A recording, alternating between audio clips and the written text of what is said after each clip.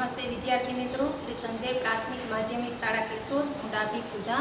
કાલે આપણે સામાજિક વિજ્ઞાન ધોરણ 7નો પાઠ પહેલો ઉત્તર ભારતના રાજ્યો જે આપણે બનાવ્યો હતો, અને આજે આપણે પાઠ બીજો છે બનાવવાનો છે, પાર્ટ 2, જેની અંદર દક્ષિણ ભારતના રાજ્યો, એની અંદર આપણે વેપાર વાણિજ્ય, રાજપૂત યુગની શાસન વ્યવસ્થા, ભારતમાં વિદેશી આક્રમણો જેવા મુદ્દાઓનો અભ્યાસ કરવાનો છે. અને એ સિવાય તમને વિડીયો ક્લિપ પણ બે બતાવવામાં આવશે, ચાલુક્ય વંશની અને મોહમ્મદ ગજનીની છે એ.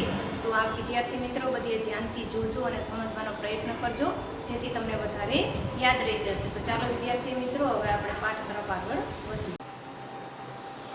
નમસ્તે વિદ્યાર્થી મિત્રો, કાલે આપણે સામાજિક વિજ્ઞાન પાઠ પહેલો રાજપૂત યુગોના નવા શાસકો અને રાજ્યો એનો પાર્ટ 1 આપણે કાલે બનાવ્યો હતો, અને આજે આપણે એનો પાર્ટ 2 છે એ બનાવવાનો છે, જેની અંદર આપણે દક્ષિણ ભારતના રાજ્યો, રાજપૂત યુગની શાસન વ્યવસ્થા, વેપાર વાણિજ્ય અને ભારત પર વિદેશી આક્રમણો, આવા મુદ્દાઓનો છે આપણે અભ્યાસ કરવાનો તો છે. તો ચાલો વિદ્યાર્થી મિત્રો, હવે આપણે જોઈએ કે દક્ષિણ ભારતના રાજ્યો. તમને અહીંથી એક ફકરો છે, અહીંથી જ હું વાંચીશ અને તમને સમજાવીશ. નર્મદા નદીની દક્ષિણમાં આવેલા રાજ્યોને દક્ષિણના રાજ્યો કહેવામાં આવે છે. 8મી સદીમાં ઉત્તર ભારતની જેમ દક્ષિણ ભારતમાં પણ અનેક નાના મોટા રાજવંશો સ્વતંત્ર થયા હતા. હવે જુઓ, ઉત્તર ભારતની છે, દક્ષિણ ભારતની જેમ એમાં પણ ઉત્તર ભારતમાં પણ અલગ અલગ રાજ્યો છે સ્વતંત્ર થયા હતા, અને દક્ષિણ ભારતની અંદર પણ નાના મોટા રાજ્યો છે એ સ્વતંત્ર થઈ ગયા હતા. તેમાંથી ચાલુક્ય, રાષ્ટ્રકૂટો, પલ્લવ, ચોલ, પાંડ્ય જેવા રાજ્ય વંશો વિશે ટૂંકમાં જાણકારી મેળવવી. તો ચાલુક્ય વંશનો પ્રથમ રાજા જયસિંહ હતો. પુલકેશી પ્રથમે ઈસવીસન 540માં વાતાપીને રાજધાની બનાવીને અલગ સ્વતંત્ર રાજ્ય સ્થાપ્યું હતું. આ વંશ વાતાપી એટલે કે વર્તમાન સમયમાં બાદામીના ચાલુક્ય વંશ તરીકે ઓળખાયો. આ વંશમાં કીર્તિવર્મા, પુલકેશી પ્રથમ, પુલકેશી બીજો જેવા મહત્વના શાસકો થઈ ગયા. વાતાપીના ચાલુક્યોની સત્તા નબળી પડી ત્યારે તેમની એક શાખા કૃષ્ણા અને ગોદાવરી નદીના વચ્ચેના પ્રદેશમાં સ્થાપિત થઈ. તેનો સ્થાપક વિષ્ણુવર્ધન હતો. આ પૂર્વીય ચાલુક્ય શાસકોએ પોતાની રાજધાની વેંગીમાં રાખી હોવાથી તેઓ વેંગીના ચાલુક્ય તરીકે ઓળખાયા. વાતાપી અને વેંગીની જેમ કલ્યાણીમાં પણ ચાલુક્ય વંશની એક શાખા હતી. આ ચાલુક્ય કલ્યાણીના ચાલુક્ય તરીકે પણ ઓળખાયા. હવે દક્ષિણમાં ચાલુક્ય વંશની પડતી થઈ ત્યારે રાષ્ટ્રકૂટ વંશની સત્તાનો ઉદય થયો, અને આ વંશનો સૌથી પ્રથમ રાજા ઇન્દ્ર પ્રથમને માનવામાં આવે છે. ગોવિંદ ત્રીજો રાષ્ટ્રકૂટ વંશના શાસકોમાં સૌથી વધુ શક્તિશાળી શાસક હતો. હવે જો આ પ્રકરણની અંદરથી આપણને એવું પ્રશ્નો છે એવા જાણવા મળે છે કે ભાઈ ચાલુક્ય વંશનો પ્રથમ રાજા કોણ હતો? તો કે રાજા જયસિંહ હતો. હવે પુલકેશી પ્રથમ છે એ કઈ સાલમાં રાજધાની એની સ્વતંત્ર રાજ્ય સ્થાપ્યું હતું? તો કે 500. કે ભાઈ વર્તમાન સમયમાં છે ચાલુક્ય વંશના કયા રાજાઓ જે હતા એ શાસકો થઈ ગયા? તો કે કીર્તિવર્મા, પુલકેશી પ્રથમ, પુલકેશી બીજો જેવા શાસકો છે એ થઈ ગયા હતા. અને દક્ષિણમાં ચાલુક્ય વંશની પડતી થઈ ત્યારે રાજપૂત વંશની સત્તાનો ઉદય થયો. આ આપણે યાદ રાખવું પડશે કે દક્ષિણમાં ચાલુક્ય વંશની પડતી થઈને ત્યાર પછી રાષ્ટ્રકૂટ છે વંશ સત્તાનો ઉદય થયો હતો. અને વંશનો સૌપ્રથમ રાજા તો કે ઇન્દ્ર પ્રથમને માનવામાં આવે છે. ગોવિંદ ત્રીજો રાષ્ટ્રકૂટ વંશના શાસકોમાં સૌથી શક્તિશાળી શાસક હતો. જો હવે તમારા આ જોડકાની અંદર પ્રશ્ન પૂછાઈ શકે કે ગોવિંદ ત્રીજો છે એ રાષ્ટ્રકૂટ વંશના શાસકોનો સૌથી શક્તિશાળી રાજા હતો. હવે આપણે આગળ જોઈએ એ પહેલાં હું તમને એક ક્લિપ બતાવું છું, વિડીયો ક્લિપ, જે આ ચાલુક્ય વંશોને લગતી જ છે, જેમાં પ્રથમ, પુલકેશી બીજો બધાનો ઉલ્લેખ છે આ વિડીયોની અંદર થઈ ગયેલો છે. અને તમે જોશો તો તમને વધારે છે એ સમજવાની પણ મજા આવશે.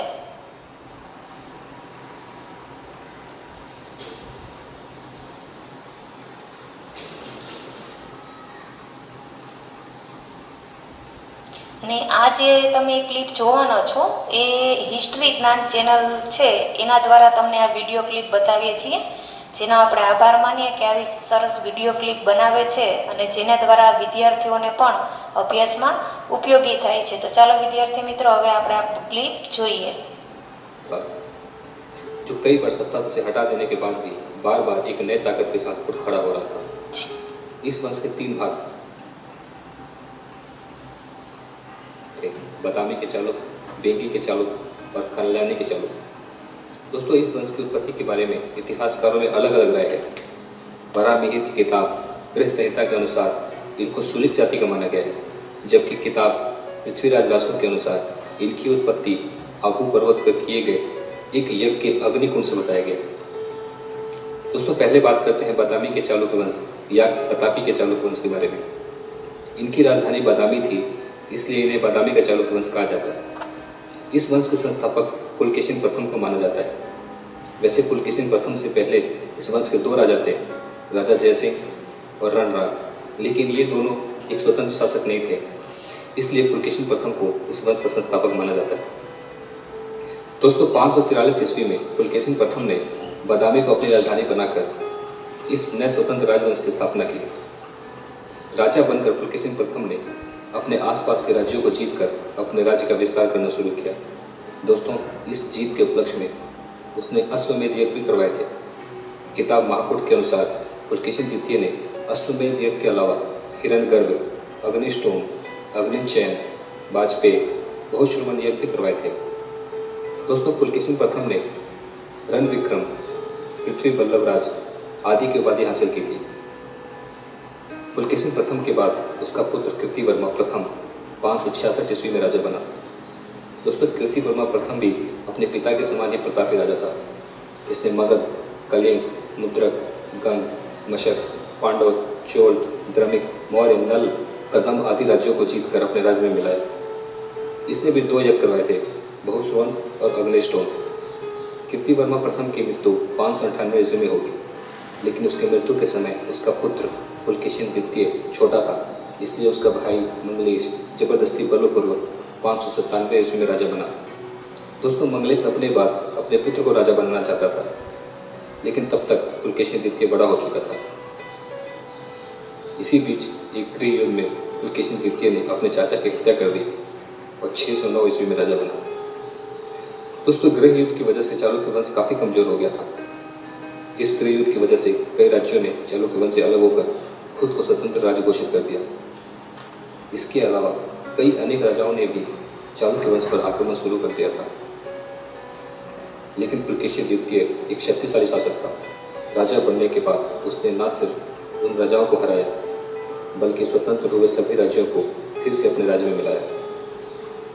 दोस्तों, पुलकेशिन द्वितीय ने आंध्र प्रदेश की गोदावरी नदी के पास मौजूद राज्य बेंगी को जीतकर अपने छोटे भाई विक्रवर्धन को वहां का उपराजा बना दिया, लेकिन उसने आगे चलकर एक स्वतंत्र चालुक्य वंश की स्थापना की, जिसे पूर्वी चालुक्य या बेंगी का चालुक्य कहा गया।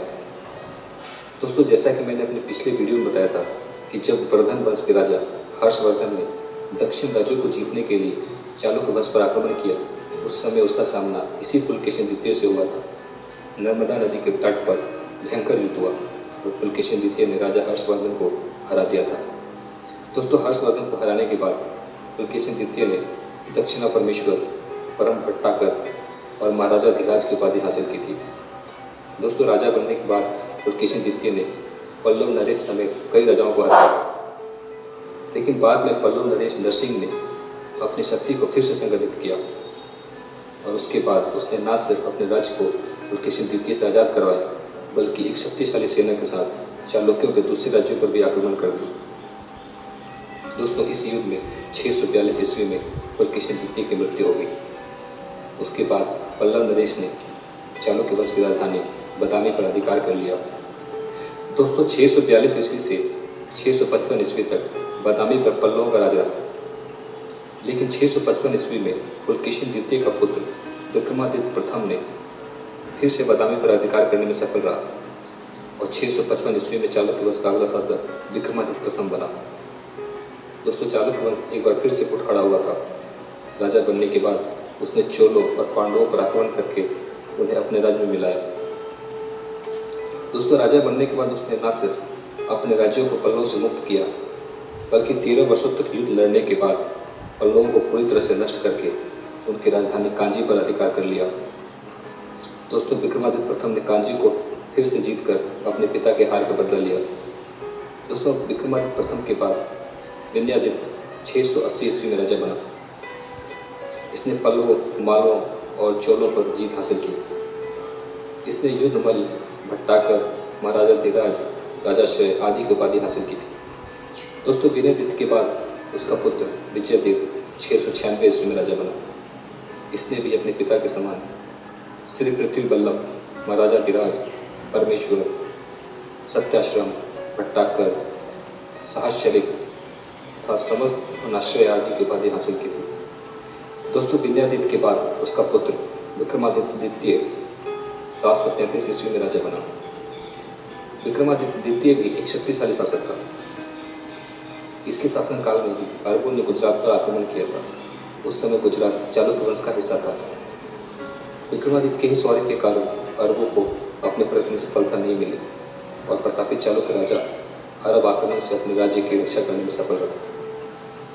दोस्तों विक्रमादित्य द्वितीय ने महाराजा धीराज, श्री पृथ्वी बल्लभ, परमेश्वर आदि की उपाधि धारण की। विक्रमादित्य द्वितीय के बाद उसका पुत्र कीर्तिवर्मा द्वितीय 745 ईस्वी में राजा बना। इसने सर्वभौम, लक्ष्मी, पृथ्वी का प्रिय, राजाओं का राज एवं महाराजा की उपाधि धारण की थी। लेकिन दोस्तों विक्रमादित्य द्वितीय ज़्यादा देर तक शासन नहीं कर पाए। दोस्तों चालुक्यों का ही सामंत दंतीदुर्ग ने कीर्तिवर्मा द्वितीय को हराकर लगभग 753 ईस्वी में एक नए राजवंश राष्ट्रकूट की नींव डाली। दोस्तों कीर्तिवर्मा द्वितीय बादामी के चालुक्यों का आखिरी शासक था। लेकिन दोस्तों ये चालुक्य वंश का अंत नहीं था। हम अपने अगले वीडियो में एक नए चालुक्य वंश के बारे में जानेंगे।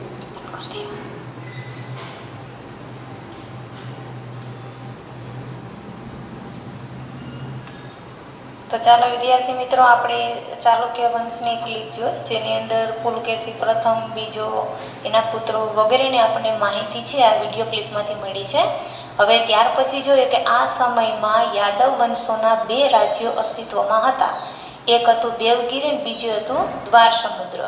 દ્વાર સમુદ્રમાં આપણે જોઈએ કે હોયસલ વંશનું શાસન હતું અને દેવગીરીમાં યાદવોનું શાસન હતું.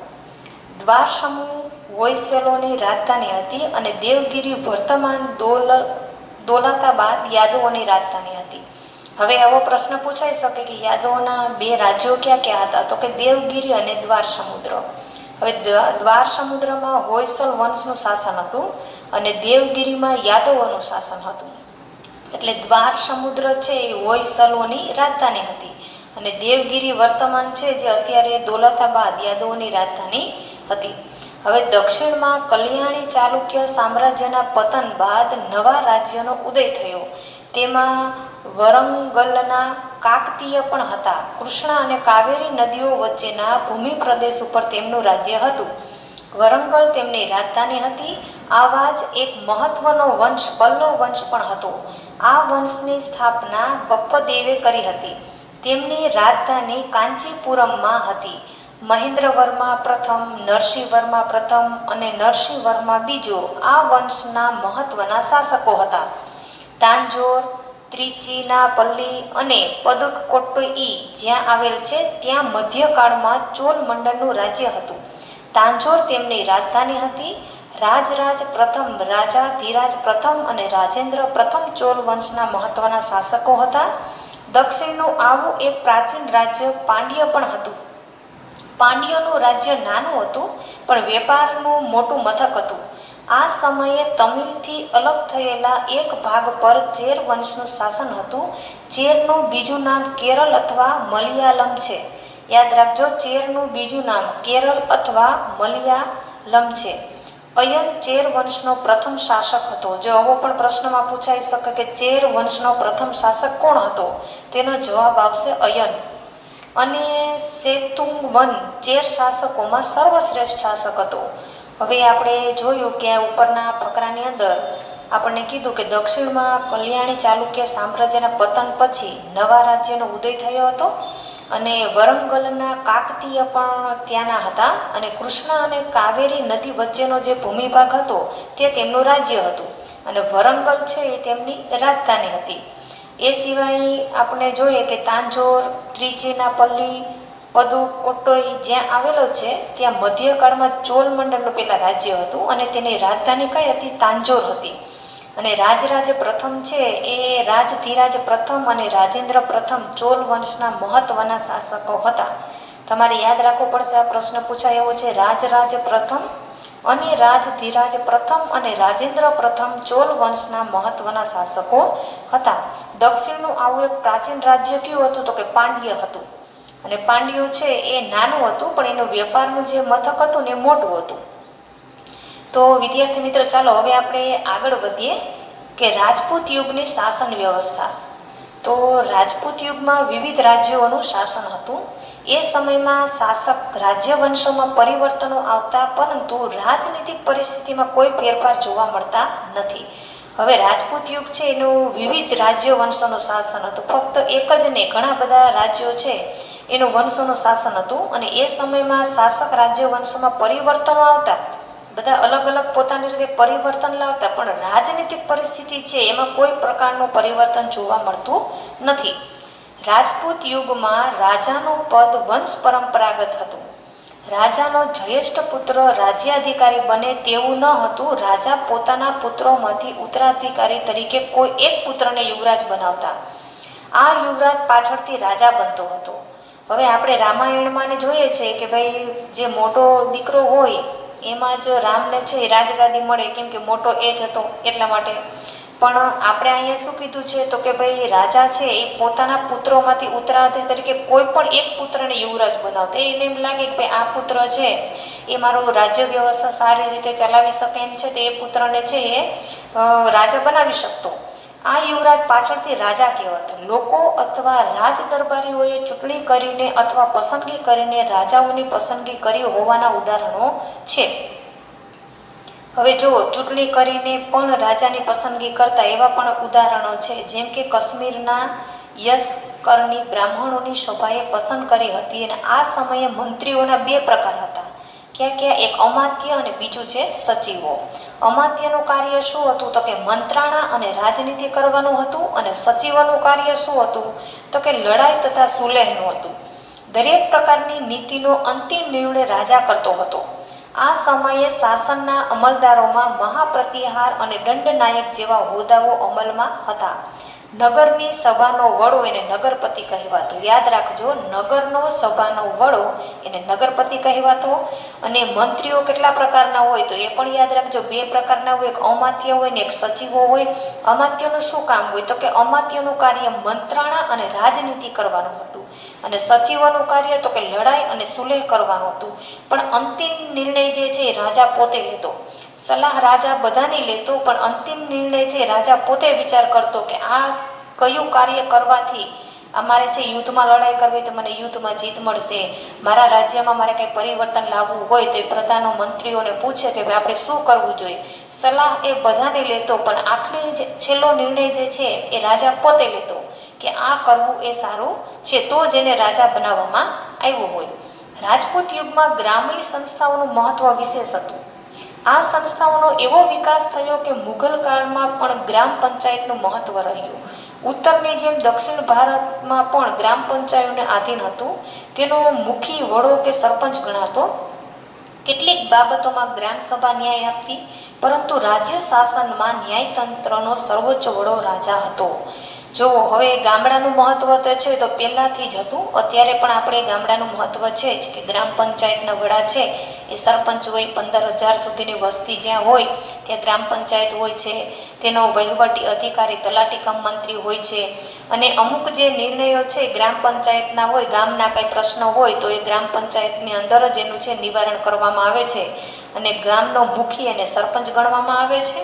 અને ગ્રામ સભામાં ન્યાય આપતી, પરંતુ રાજ્ય શાસનમાં ન્યાયતંત્રને સર્વોચ્ચ વડો અથવા તો રાજા ગણવામાં આવતો. હવે વિચારો, ન્યાય માટે પંચને પરમેશ્વર ગણવામાં આવે છે. અદાલતમાં શા માટે સોગંદ લેવડાવવામાં આવે છે? અદાલતની અંદર આપણે જોતા હોય કે ભાઈ ગીતાજી ઉપર છે એ હાથ રખવી અને કસમ ખવડાવે છે કે હું જે કાંઈ બોલીશ એ સત્ય બોલીશ, ખોટું નહીં બોલું. એવી રીતના એને હાથ રાખી અને કસમ ખાય અને પછી જ એને કોઈના કેસ લડતું હોય ને એને ગવાહી માટે જો એને જવું પડ્યું હોય તો પછી ગવાહી આપી શકે છે કે હું જે બોલીશ એ બધું સાચું બોલીશ. અને ખરેખર જો એવું સાચું બોલવામાં આવે તો ઘણા બધા ન્યાયો છે, સાચા ન્યાય છે એ મળી શકે. ઘણી વખત એવું પણ આપણે જોતા હોય કે કોઈક સાચું હોય અને કોઈક ખોટું બોલી જાય, કસમ ખાઈને પણ ખોટું બોલી જાય તો ઘણી વખત નિર્દોષને પણ સજા મળી જતી હોય. આપણે કાલે જ જોયું કે ભાઈ ઉજ્જૈનની અંદર વિકાસ દુબે છે ને 8 પોલીસ કર્મીઓને મારી નાખ્યા હતા. કાલે જે પકડાઈ ગયો છે, મંદિરમાં દર્શન કરવા ગયો હતો, તો હવે આવો ગુનેગાર છે એને કોઈ એના ઘરના એમ કે ના એ ગુનેગાર નથી, તો એ ખોટી વાત છે. કેમ કે આખી દુનિયાએ જોઈ લીધું છે કે ભાઈ એને 8 પોલીસ કર્મીઓને મારી નાખ્યા છે. તો આવો કોઈ ગુનેગાર હોય તો એને નિર્દોષ છોડાવવા આપણે ખોટી ગવાહી ના આપી શકીએ. આપણે સાચું જ કહેવું પડે કે ના એ ગુનેગાર હતો જ. એટલા માટે કસમ ખાય છે અને કોઈ અદાલતમાં જાતું હોય તો એને સાચું જ બોલવું જોઈએ. સાચું ન બોલી શકતા હોય તેને કસમ જ ન ખાવા જોઈએ. કેમ કે ભગવાન છે એ ઉપરથી બધું જોતા જ હોય. આપણે સાચું બોલીએ કે ખોટું બોલીએ, એટલે થઈ શકે તો હંમેશા સત્ય બોલવાની જ ટેવ પાડવાની. પછી આવશે વેપાર વાણિજ્ય.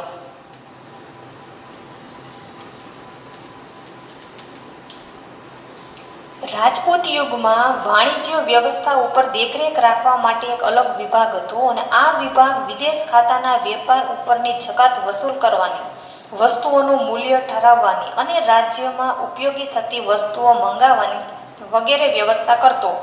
હવે જો રાજપૂત યુગની અંદર છે એક વાણિજ્ય વ્યવસ્થા ઉપર દેખરેખ રાખવા માટે એક અલગ વિભાગ હતો અને એનું કામ શું હતું તો કે વિદેશ ખાતેના વેપાર ઉપર જકાત વસૂલ કરવાનું હતું, વસ્તુઓનું મૂલ્ય ઠરાવવાનું અને રાજ્યોમાં કઈ કઈ વસ્તુઓ મંગાવવાની છે એનું એ કામ છે એ વિભાગ કરતો હતો. મુખ્ય કર જમીનની ઉપજનો 6થો ભાગ હતો. રાજપૂત યુગમાં જમીન પર કર ભાગ નામે ઓળખાતો. કર છે એને શું કહેતા તો કે ભાગ નામે ઓળખાતો. આજે પણ જમીન ઉપર કર લેવાય છે. બંદરો અને નાકા ઉપર સિંચાઈ ઉપર કર ઉઘરાવવામાં આવતું. આ સમયે દરિયાપારના વેપાર માટે ગુજરાતના સ્તંભ તીર્થ એટલે ખંભાત અને ભુરગુ કચ્છ એટલે ભરૂચ બંદરો જાણીતા છે. હવે જો આ જે બંદરો છે, નાકા છે, ત્યાં પણ એના ઉપર કર છે એ ઉઘરાવવામાં આવતો. કેમ કે આપણે અહીંથી દરિયા કિનારાથી વસ્તુઓ છે વિદેશમાં મોકલાવતા, તો એને પણ એને કર ભરવો પડતો. ખંભાત અને ભરૂચ બંદરો છે એના માટે ખૂબ જ જાણીતા છે. હવે એના પછીનો જે મુદ્દો આવે છે કે ભારત પર વિદેશી આક્રમણો. હવે આપણા દેશની અંદર છે આપણે જોતા જોઈએ છે ન્યૂઝમાં ને બધે, હાલમાં પણ ચીનમાં છે, ભારતમાં છે, યુદ્ધો ચાલી જ રહ્યા છે. નાની મોટી થોડીક જગ્યા માટે એને લડાઈ ઝઘડા થતા હોય છે. કેટલા બધા આપણા સૈનિકો પણ શહીદ થઈ જાય છે. તો આવું છે ને પહેલાંથી જ ચાલ્યું આવે છે ભારત પર વિદેશી આક્રમણો. તો 8મી 12મી સદી દરમિયાન ભારતમાં મુસ્લિમ આક્રમણો થયા. 8મી સદીમાં આરબ રાજસત્તાનો વિસ્તાર કરવાના હેતુથી મુહમ્મદ ઇબ્ન કાસિમે ભારતના ઉત્તર પશ્ચિમ ભાગ પર આક્રમણ કર્યું અને વાયવ્ય ખૂણામાંથી સુબુક્તેગીનના લશ્કર પર આક્રમણ કર્યું હતું. પણ આ આક્રમણે તે સમયે ભારતમાં રાજ્ય સત્તા ના સ્થાપી શક્યા. એ પછી ગજનીના સુલતાન મોહમ્મદ ગજનીએ ઈસવીસન 1000 થી ઈસવીસન 1026ના સમયગાળામાં ભારતની અઢળક ધન સંપત્તિને જોઈને કેટલીક ચડાઈઓ કરી હતી. અને મોહમ્મદ ગજનીની ચડાઈનું મુખ્ય કારણ ભારતની અઢળક સંપત્તિ હતી. તે એક ચડાઈ પછી બીજી ચડાઈ કરતો હતો અને દરેક વખતે વધુ તાકાતવર થઈને ભારત ઉપર ચડી આવતો. આ સમયે ભારતના શાસકો એક થઈને શક્તિશાળી સેનાના બનાવી શક્યા. પરિણામે ઈસવીસન 1025માં તેણે સોમનાથ પર ચડાઈ કરીને અઢળક સંપત્તિ લૂંટી. હવે જો મોહમ્મદ ગજની છે એ ભારતની અંદરના 2 જ કારણ હતા. શું હતું આક્રમણ કરવાનું? એક તો ભારતની અંદર સંપત્તિ અઢળક હતી ને એને ખબર પડી ગઈ હતી, એટલે ભારત ઉપર એ વારંવાર હુમલા કરતો. ને બીજું શું હતું તો કે ઇસ્લામ ધર્મ છે ને ભારતમાં વધારે ફેલાવવો. એક તો સંપત્તિ ભારતની અંદર વધારે છે એટલે એ બધી લૂંટી લેવી, અને ઇસ્લામ ધર્મનો છે ભારતની અંદર વધારે ફેલાવો કરવો. એને 17 વખત ભારત ઉપર આક્રમણ કર્યું. અને સોમનાથ મંદિર ઉપર પણ એને ખબર હતી કે સોમનાથની અંદર ઘણું બધું સોનું છે, તો ત્યાં પણ તેને હુમલાઓ કરી, ચડાઈ કરી અને કેટલું બધું એને અઢળક સંપત્તિ છે લૂંટી લીધી હતી. તો એવા જ હું તમને આજે મોહમ્મદ ગજનીની છે ક્લિપ બતાવું છું, જે તમે જોશો તો તમને ખબર પડશે કે એને કેવા કેવા કામો કરેલા છે. અને આ જે ક્લિપ બતાવું છે હિસ્ટ્રી માઇસ્ટ્રી જે ચેનલ છે એના દ્વારા હું તમને બતાવું છું. તો આ ચેનલનો પણ આપણે આભાર માનીએ કે આવી સરસ વિડીયો ક્લિપ બનાવે છે અને જે વિદ્યાર્થીઓને અભ્યાસમાં ઉપયોગી થાય છે. તો ચાલો વિદ્યાર્થી મિત્રો, હવે આપણે આ ક્લિપ છે જોઈએ.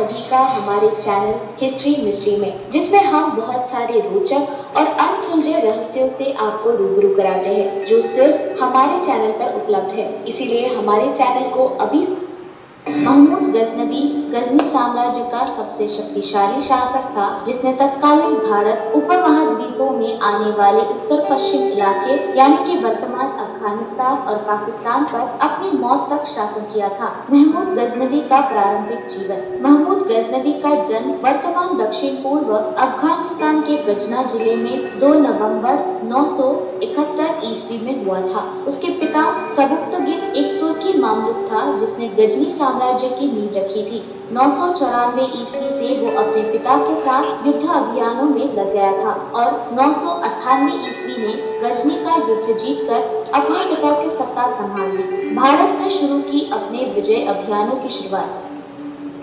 महमूद गजनवी ने अपने विजय अभियानों की शुरुआत भारत में उस दौर में की थी जब राजपूत शक्ति क्षीण हो रही थी। महमूद गजनवी के भारत पर आक्रमण करने के 2 मुख्य कारण थे। पहला कारण था उसे भारत में छिपी हुई अपार धन संपदा के बारे में पता चल गया था और दूसरा वो इस्लाम को भारत में फैलाना चाहता था। इसके अलावा वो लुटे हुए धन संपदा से अपनी राजधानी गजनी को मध्य एशिया का सबसे शक्तिशाली प्रदेश बनाना चाहता था। महमूद गजनवी ने अब उत्तरी भारत में अपने विजय अभियानों की शुरुआत सन 1000 ईस्वी से की।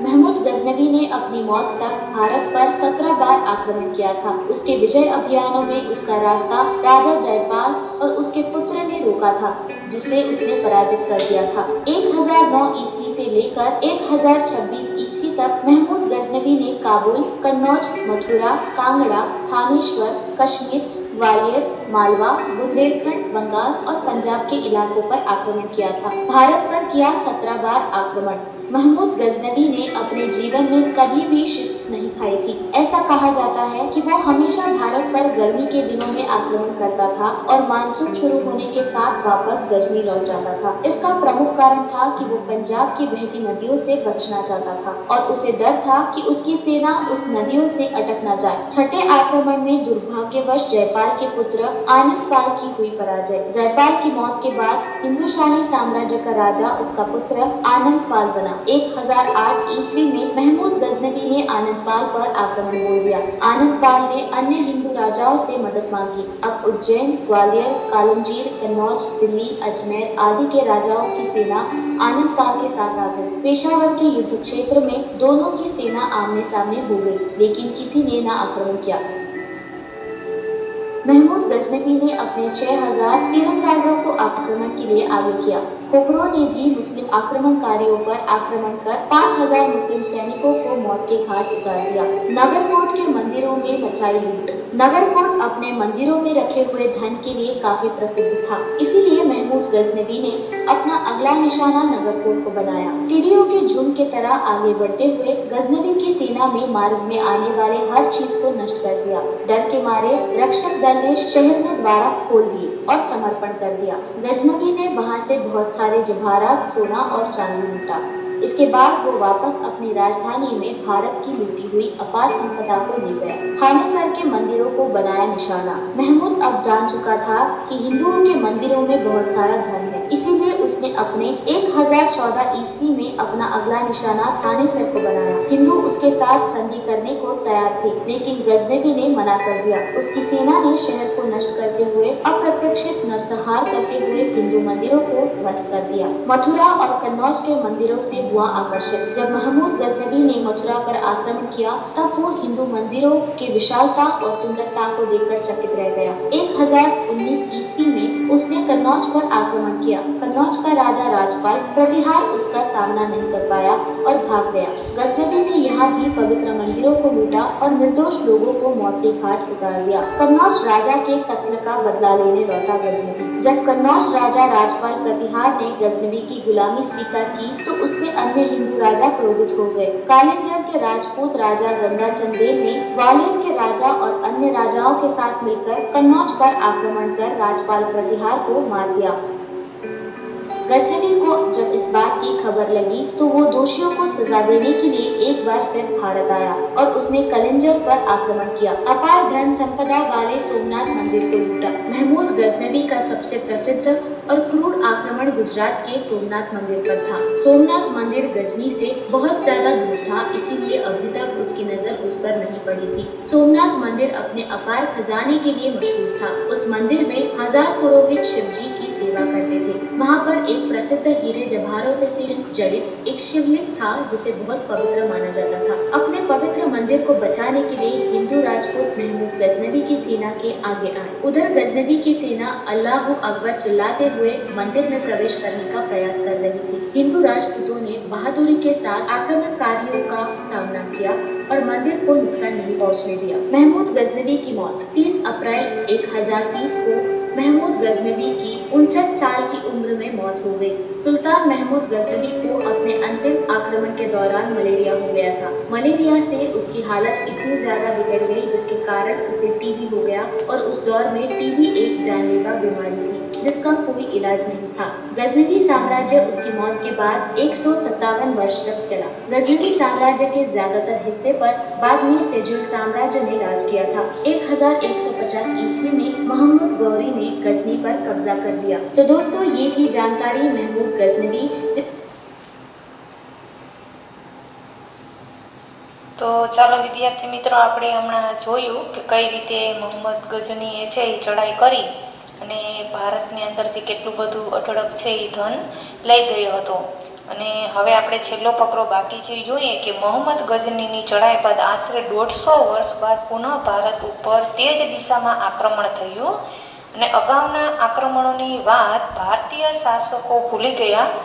મોહમ્મદ ગજનીના અવસાન બાદ સત્તા માટે ગજનીમાં લડાઈઓ ચાલુ હતી, પણ આ સમયે સત્તા સ્થિર થઈ ન હતી. ત્યારે આપણા શાસકો આ નબળાઈનો લાભ લઈ શક્યા નહીં. પરિણામે 12મી સદીના અંતમાં શિહાબુદ્દીન ઘોરીએ આક્રમણ કર્યું અને શરૂઆતમાં તેને કેટલીક હાર સહન કરવી પડી. છેવટે તરાઈના મેદાનમાં તેણે બીજી ચડાઈમાં પૃથ્વીરાજ ચૌહાણને હાર આપી અને દિલ્હીની સત્તા સ્થાપી. હવે જુઓ કે ગજનીની ચડાઈ બાદ 150 વર્ષ પછી પણ તેને તે જ દિશામાં આક્રમણ ચાલુ રાખ્યું હતું. અને તે સિવાય મોહમ્મદ ગજનીના અવસાન બાદ ગજનીઓ લડાઈઓ તેને ચાલુ જ રાખી હતી, તે સ્થિર ન હતી અને ત્યારે તેના શાસકોને નબળાઈનો લાભ છે લઈ શક્યા ના હતા. પરિણામે 12મી સદીના અંતમાં છે શિહાબુદ્દીન ઘોરીએ આક્રમણ કર્યું. ભલે પહેલી વખત એને હાર સહન કરવી પડી, પણ બીજી વખત એને તરાઈના મેદાનમાં છે એ પૃથ્વીરાજ ચૌહાણને હાર આપી અને પોતા ઉપર છે એ પોતે દિલ્હીની સત્તા છે એ સ્થાપી લીધી, એટલે પોતે જીતી ગયો હતો. તો આ સરસ મજાનો પાઠ હતો. આજે આપણે દક્ષિણ ભારતના જે રાજ્યો છે એના રાજાઓ વિશેની આપણે માહિતી મેળવી. હવે આપણે એનું સ્વાધ્યાય છે એ જરાક જોઈ લઈએ. એમાં પ્રશ્નોને એ બધું છે તમારે મૌલિક રીતે બધું છે એ વાંચીને કરવાનું છે, એટલે તમને થોડુંક વાંચન પણ થશે અને એ બને તમે પ્રશ્ન પણ વાંચશો. તો આપણે વિકલ્પ છે એ હું તમને કરાવી દઉં છું કે ભાઈ પહેલો વિકલ્પ કયો છે, તો કે ઉત્તર ભારતમાં કયા રાજાના અવસાન બાદ નાના મોટા રાજ્ય સ્વતંત્ર થયા? એમાં આવશે જવાબની અંદર હર્ષવર્ધન. પછી બીજું છે બુલેન્દખંડના રાજ્ય પાછળથી કયા નામે ઓળખાયું હતું? તો તમને 4 ઓપ્શન આપેલા છે, એમાં છે જેજા ભુક્તિ, બરાબર છે. પછી ત્રીજો જે વિકલ્પ છે એ માળવાના પરમવંશના, એ તમે જોઈ શકો છો, માળવાના પરમવંશના શાસકોમાં નીચેનામાંથી કોનો સમાવેશ થતો નથી એમ કીધું છે, એટલે એમાં આવશે જવાબમાં કુમારપાળ. આ જવાબ તમારે યાદ રાખવો પડશે, હોય તો તમે ટીક કરી લેજો. ચોથું છે 8મી સદીમાં બંગાળનું કયા વંશનું શાસન હતું?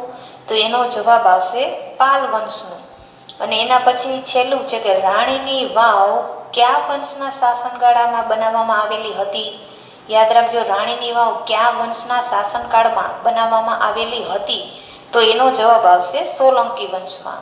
તો મેં તમને વિકલ્પ કરાવ્યા છે અને જોડકા છે એ પણ તમે ગોતીને કરજો, એટલે તમારે વાંચન પણ થશે અને પાઠના પ્રશ્નોના જવાબ પણ આવડી જશે. તો આપણે અહીંયા આજે પાઠ 2 છે એ પૂરો કરીએ છીએ. Thank you.